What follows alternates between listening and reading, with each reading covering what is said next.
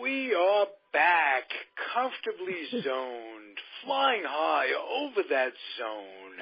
I'm the Zigzag Man, and thrilled to have Risser like Kisser, Sandra M. Yes. She's my guest, and she's a comedian, a comedy producer, a Renaissance woman, a corrector of pronunciation. She's all kinds of things and more. I'm happy to have you, Sandra. This is the first time you're zoned, and it's nice. I've seen you on stage, and I think it was at Meredith's Place, and out by 11th and Geary. Oh, yes, yes. Yeah, and you're... Unfortunately, it's a far way for me to go. Yeah, well, you're up where? You're in Santa Rosa, California? No, Concord. Oh, Concord. Were you in Santa Rosa at one time? You had a gig up there? You had a show you were producing up there? I probably have done shows up there, yeah. Okay. Yeah. Well, you're in Concord, and Concord, for those of you out there, is a suburb of San Francisco, as is Alameda, where I am. We're both in the East Bay. And where did you grow up, Sandra? I grew up in Sioux City, Iowa. Really? That stopped you dead, didn't it? Absolutely, because I didn't think anything funny happened in the Midwest. I think that, as they say, Sioux City's airport code. No, Sioux City's airport code says it. Are you old enough to remember? Okay. How'd you get out the Gene Shepard? No. Yeah, Gene Shepard was a writer and a radio personality in New York. He wrote The Christmas Story, if you've ever seen that on Christmas. Well, of course, but no, I didn't know he was from Sioux City. Yeah, well, no, do you know who was from Sioux? He was from Hammond. He was from Hammond, Indiana. And well, that's why I wouldn't know him. No, do you know who was from Sioux City? Ann Landers and Dear Abby. Wow, the sisters. Yeah. I had a few questions for them, but they well, they're both not. And then wait a few years until you join them. Right. Oh, yes. That time marches on for all of us, and ain't no stopping that. So you grew up in Iowa. Did you have what was your first comic notion that this is for me? I'm going to be a comedian. Who did you listen to? Were you a Cosby person? Were you tell me. I think that Cosby is one of the greatest storytellers that has ever lived. You know, we'll take his personal life out of it. But I grew up with all the Borscht Belt comics, Bob Hope, Shecky Green. I mean, you name them. Those are the people I watched on television. Okay, and who was the one that impressed you the most, and what was the first joke that really made you laugh, that because it was ironic or it had a word thing, or you say, wow, what was the first bit or the first joke that really... I am laughing because the first joke I ever laughed at, probably, it was before television. You know, you remember kids' jokes? Children used to tell jokes. Yeah. No, I don't. And, I don't remember that. I remember... No. These are jokes that kids would tell to each other. Oh, yes, absolutely, yeah. And the one I have that has always stuck with me for whatever reason was little Johnny was walking down the street. he was carrying a loaf of bread in his arm and his other hand was in his pocket. Father Flanagan said, "Oh, little Johnny, I see you're carrying the staff of life." He says, "What is in your other hand?" And Johnny replies, "A loaf of bread." Very good. Very good. So I have to be, 7 years old or something. But you caught on. So you're a wordsmith, and you realized that there's fun in putting words together. What was the first joke you ever wrote? Truthfully, I did not become a comedian until I was in my 60s. Oh, okay. Well, what was the first joke you ever wrote in your 60s? My first jokes were about the Willie Nelson Country Rock Festival that I went to. I was more doing story type things, and I was bad. I really was horrible. Okay. And I'm still not a storyteller. I'm now a one-liner. You all come in at different levels, and you do your thing, and sometimes it works, and sometimes it doesn't work. What was the best audience you ever had? Oh, my. That is almost impossible to say. I can say. Did you ever get up and really kill? Not in the Mountain Man, but in the. Well, we know you don't mean literally. Oh, we know that. Absolutely. I kill all the time. I mean, I don't mean to brag because every once in a while I bomb too. Like, sometimes you just don't hit with an audience no matter what you try to do. But some of the best audiences have been at wineries. The Wind Ridge Winery in Tracy.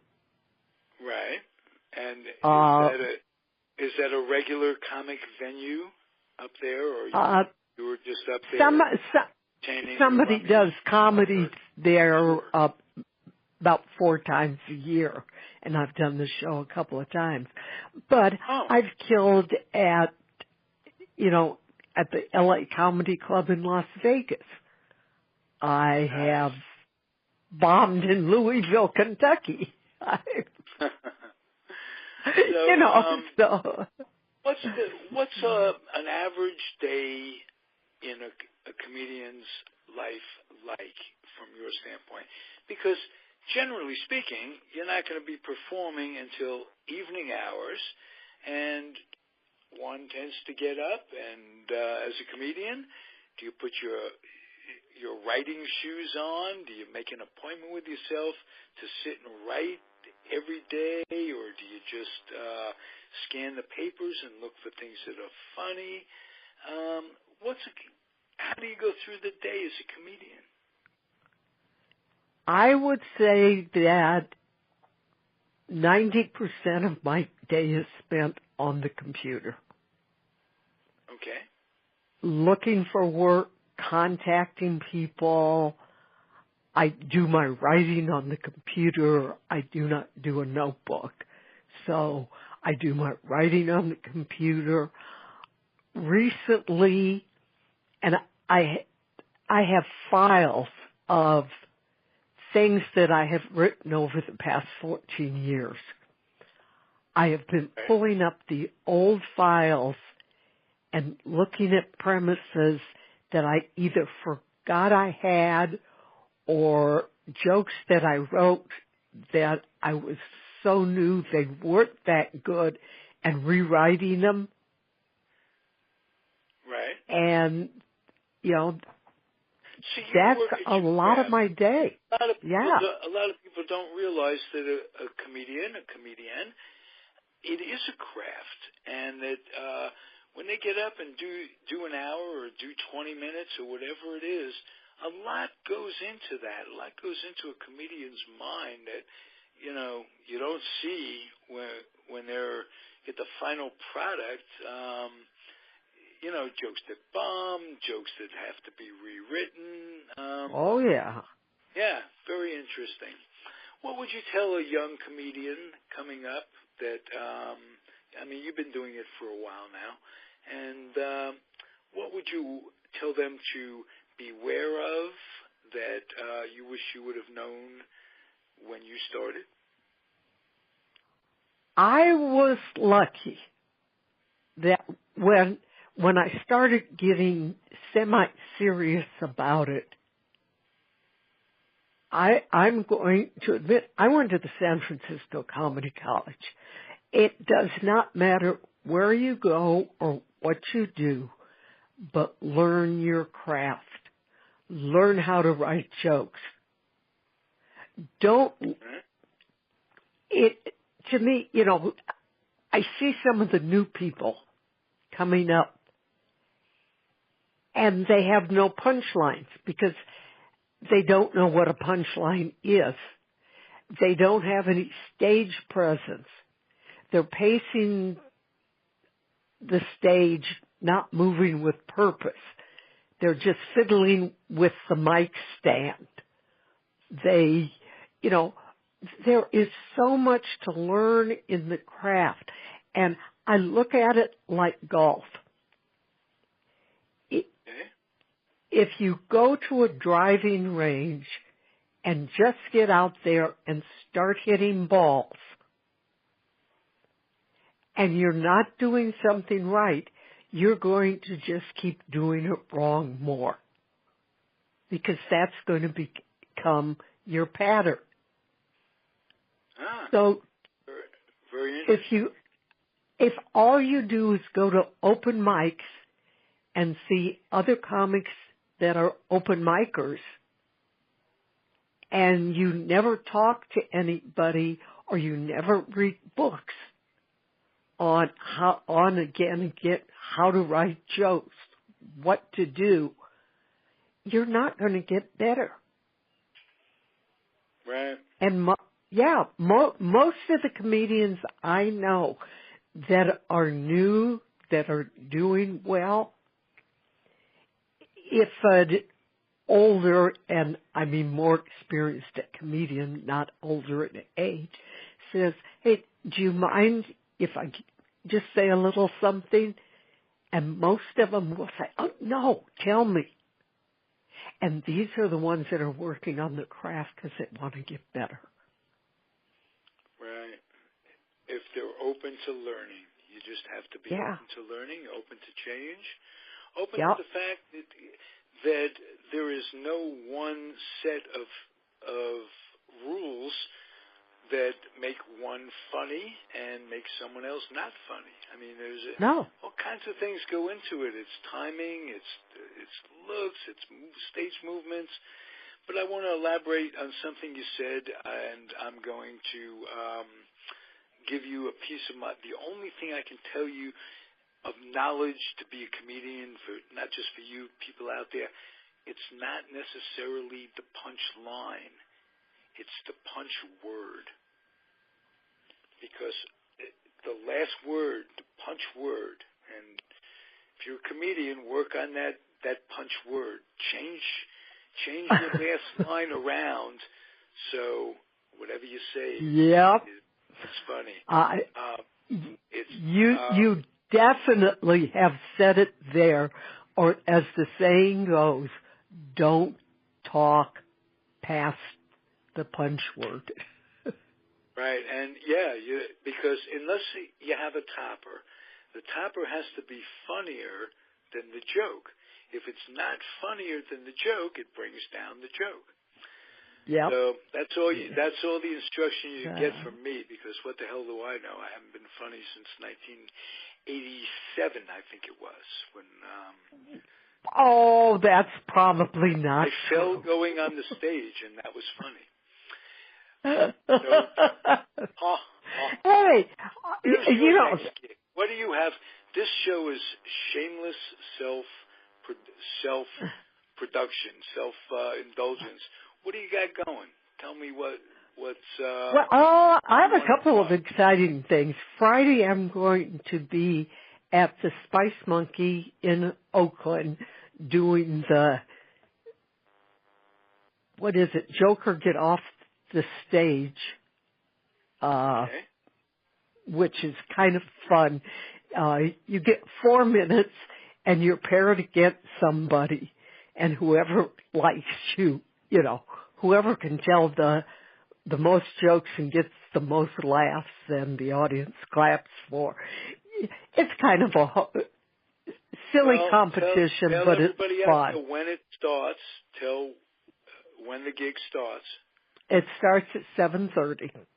And what's the address of the place so people can get to it? Oh, I'd have to look it up. I just know it's the Spice Monkey in Oakland.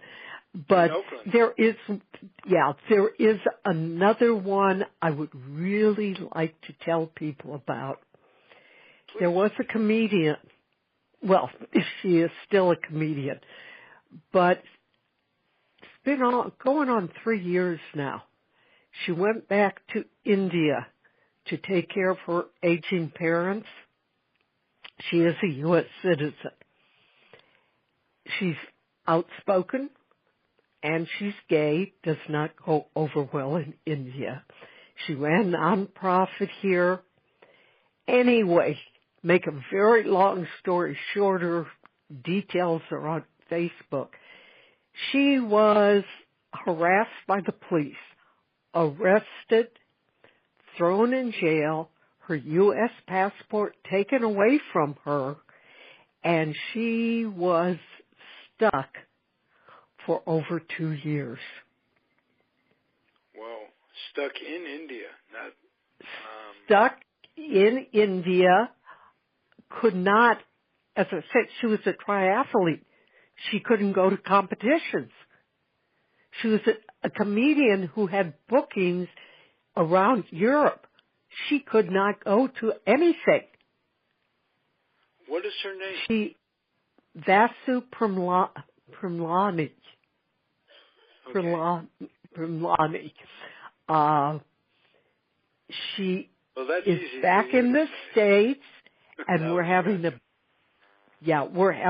big show for her, and she's going to headline it on the 20th of July at Tommy T's in Pleasanton. Wow, that's very cool. So yes, nice to hear. Yeah, stories that end well. Hope her parents are okay. She went back there to take care of her parents. Did they get? I have not. Her mother, I know, is. I know at one point her father had a heart attack while she was there, and she couldn't even go to see him for several months. Wow. I have not heard it any more about that part. Yeah. So, do you know how she was finally released? Yes. The magistrates, whatever they call them there, when she finally got her day in court, they looked over the charges and basically threw it out. Oh. Okay. I have one other question. Well, she obviously had her own, evidence of what's happening. Yeah. Yeah. Well, I'm just happy that you take an interest in that. That shows me a little bit about where you're coming from, that you take an interest in something like that. Sticking up for the underdog. That's kind of nice. What did you do avocationally before you became a comedian through your lifetime? A lot of things. My longest career was in computers. I was in that for almost 18 years. 18 going on 20 years. With the airlines a lot, and eventually came up here with Bank of America. Okay. And was this back when computers were abacuses? Oh, see? And you said See? you're not funny. I'm just curious. Because when I honest to God, when I was in the second grade, we had an abacus, for Christ's sake. And I look at technology today. I don't know how things have evolved to the point where I couldn't understand the abacus, and I can't understand the computers. So the more things have changed, the more they stay the same. Well, I understood the abacus. I understand computers, and I had a slide rule in high school. I was a nerd. The term hadn't been coined yet, but I would have been considered a serious nerd in high school. All right. Well, I'm going to ask you a question. I've been considered a serious nerd all my life. It wasn't just limited to high school, believe me. Actually, my first 6 years in high school, I wasn't much of a nerd, but after that, I turned into much more of a nerd. But my favorite show, one of my favorite Broadway shows growing up, I grew up in New York and had the pleasure of getting to see many Broadway shows. One of my favorites, Meredith Willson, The Music Man, took place in Iowa. Did it capture Iowa into the way you look back upon growing up there? I thought some of the lines were absolutely incredible. We could look at each other for a long time and never see eye to eye, but what the heck, that kind of thing. What about Iowa did he capture, and what did he miss? Oh, my gosh. And I've seen the play, and I've seen the movie, and you've got me absolutely speechless on this because I never thought about it that way. It's kind of like, did Oklahoma capture Oklahoma? There was a lot, in general, yes, it's true, but no, would we think there was a band there that wasn't? Iowans may be naive, but we're not quite that naive. Okay, well, it was a boys' band. A band. But... 76 trombones. Okay, well, I only know really one other person from Iowa. She was a comedian, former comedian. He's Mike Welsh, and Mike Welsh and you have a lot in common. There's a certain goodness from the Midwest, a certain nicety where you're nice. People are nice first. They're not rushed. They're not harried. That's true. Yeah. I don't know if it's still that way because it's been a long time since I've lived there, but I'm still close friends with a lot of the people I went to high school with. Grade school, even. Nice. But yes, there is. When I first moved to New York, I grew up in Iowa, went to UCLA, then moved to New York. When the smog clears, UCLA. I got groped the first 2 times I rode the subway because I smiled at people and said hello. Well, good for you. You're social. Isn't that I learned nice and free and open, even though you're from the Midwest? I learned the New York stare on the subway, but when I started working, I took a bus. And every time I got on the bus, I would say good morning to the bus driver. And they just kind of looked at me like, what, are you out of your mind? After about a month, they all started saying good morning back to me. How nice. That's where you can make a difference. Absolutely. Yeah. Yeah. That I can tell you a story. I grew up in New York, went to California, came to California in the Air Force, and came home on leave, and I wasn't used to the New York way of you don't make eye contact with people. No. And I'm walking down the street with my brother, and I go, "Hey, how you doing?" To the people come, you nod to me. How are you? Yeah. My brother said, "Are you nuts?" Just nodding to a stranger. Why don't you just give me your wallet? Why don't you just throw it at him? You know, save yourself the trouble. That don't talk to strangers. Absolutely not. But No. things have mellowed. I think New York has changed quite a bit, especially. I want to tell you an opposite side story because all the bad rap that sometimes New Yorkers get for exactly what we're teasing about. Right. My sister lived in New York, was in the hospital. They just had diagnosed her with typhoid fever. Whoa. My father flew in. He was taking a cab from the airport to the hospital. And my father is a crier anyway. And he was talking about his little girl and, how sick she was, et cetera, et cetera. And when he got out, paid the cab driver and tipped him, the cab driver gave the tip back and said, "Here, buy something for your little girl." Very, very nice. So, nice story about New York.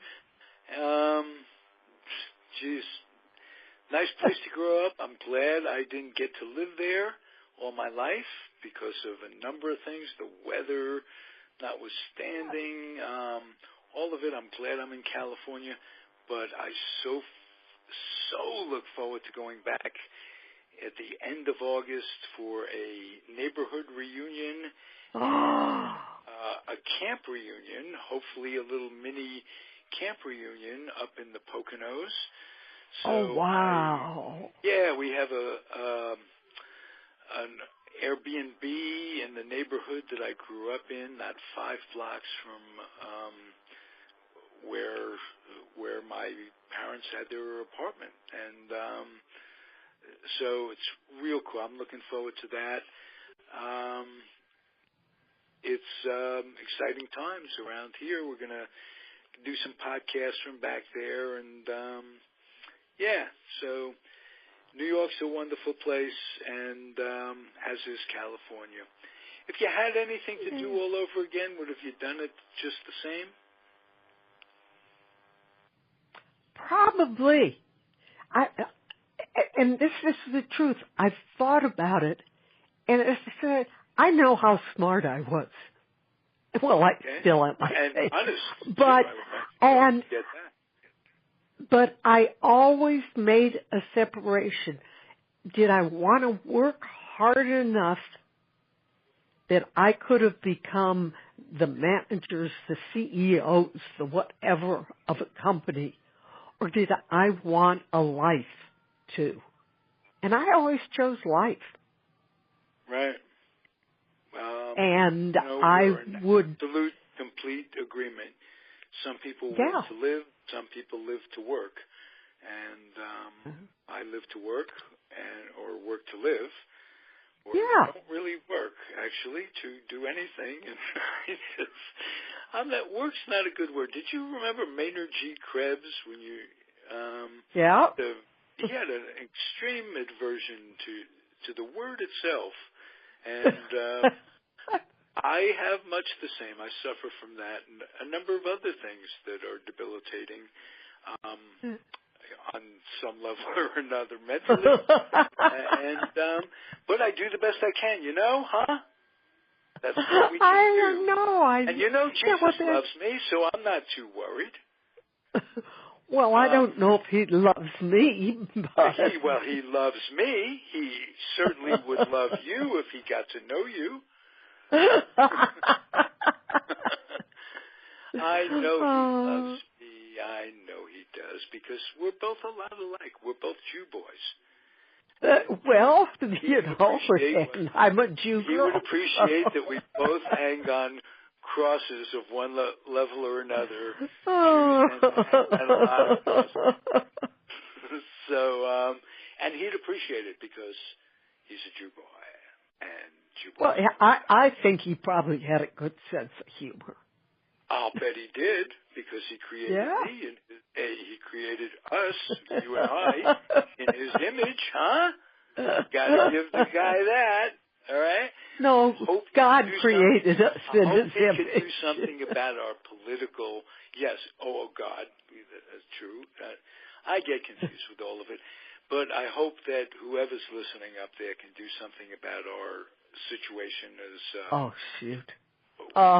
torn. No one can decide which political candidate is worse. It's come to that where you can't make a firm decision. This one's bad for this reason, that one's bad for that reason.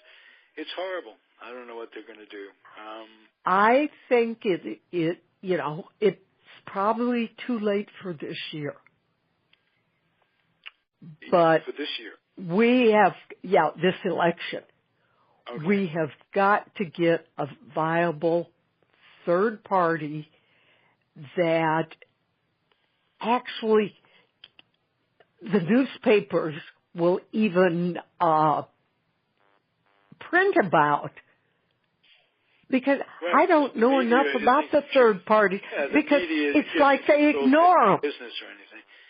See, that's not going to happen, honey, because the media is controlled by big business.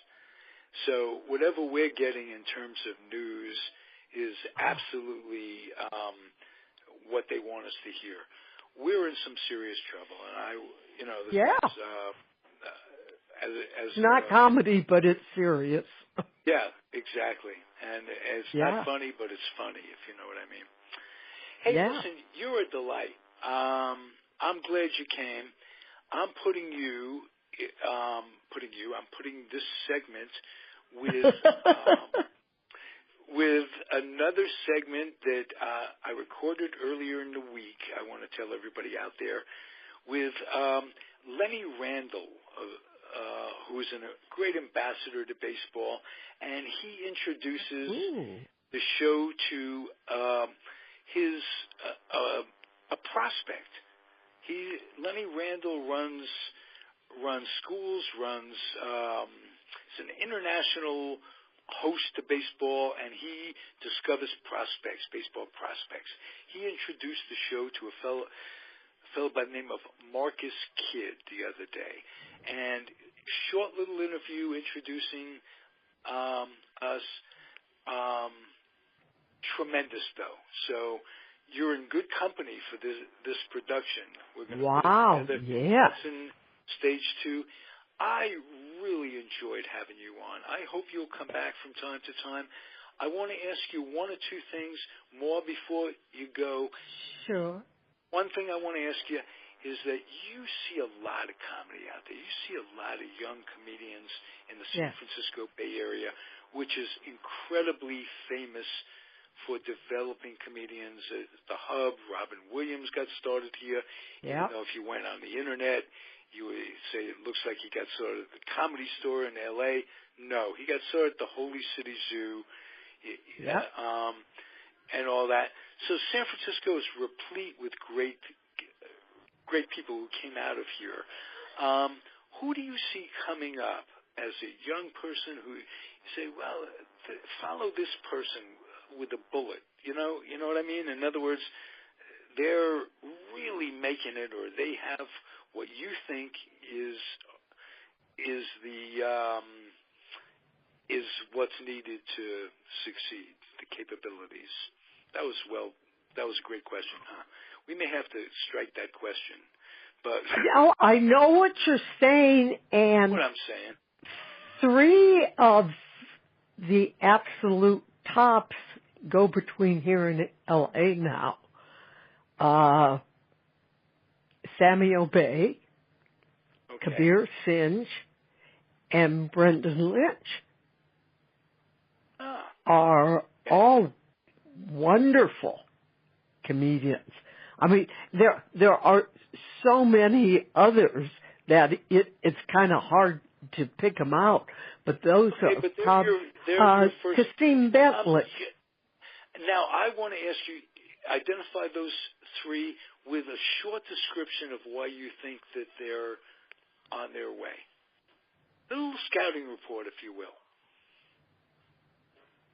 Do a scouting report? Well, a little scouting. In other words, that was a baseball analogy, and I know it really that, shouldn't make any sense to you because you're a thinking individual. But if you have a small little brain like me, give me three sentences on each of those comedians why you think that they should, that they'll be very successful. I'd probably say the same thing for all of them. They're funny. They work at their craft. Let me think a minute. They're funny. They tell real jokes. Right. And they're nice people. Well, that could be against them. But let's look at it positively. Just that they're nice people makes them fair, and they're doing what they're doing. It's hard to be nice when you're a performer because people are very self-absorbed, and rightfully so, because you can't. But they are all extremely funny, write good, clean, tight jokes, and are out there working. Sammy did the 1,000 Days of Comedy and got some good publicity out of that. Okay. Kabir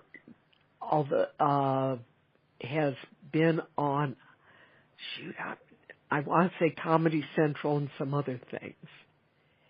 And Brendan came in second in the San Francisco Comedy Competition. And who won that? No clue. Okay. Now, either Sammy or Kabir won it 1 year. One year. Oh, after Brendan came in second, I did a show with him, and it was just a few days later, he had this whole bit about coming in second and why he'd rather come in second and all the famous people that came in second. Right. I think Robin Williams himself, came in second. Rosie O'Donnell, Ellen, they all came in second. Right. Paula Poundstone, as a matter of fact, I don't know if she won it or came in second, but so as I said, he had put together this whole bit, and he's just wonderful. Nice that nice that he's a nice person doing it too.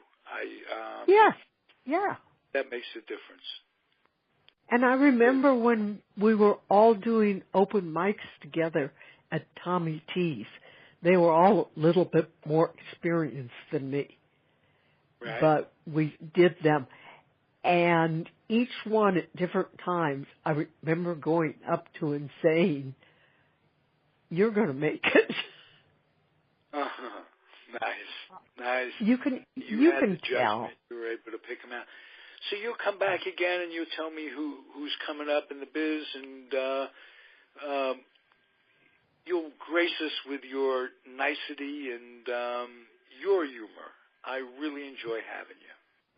Why, thank you. I've enjoyed doing this, and next time I won't get lost in my computer ahead of time. Oh, well, those things happen because if it weren't for the computer, we wouldn't have met, so you can't really blame the computer too much for what's happening. That's true. Okay. All right, Sandra. And I'm assuming you'll send me a link to this. I would. Absolutely. It should be published in a day or so, and we'll send you a link. For those of you out there, I am going to implore you to do what I implore you to do on every one of my podcasts.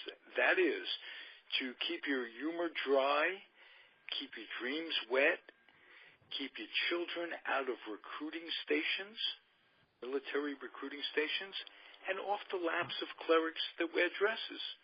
And things will be much better for everybody. Think about it. It's a simple little thing. You cover it all. Your lives have changed. You don't have to buy books, self-improvement, none of that. Just listen to me. Listen to me. Be especially aware around catechism time. Gotta watch those kids. Be good, everybody.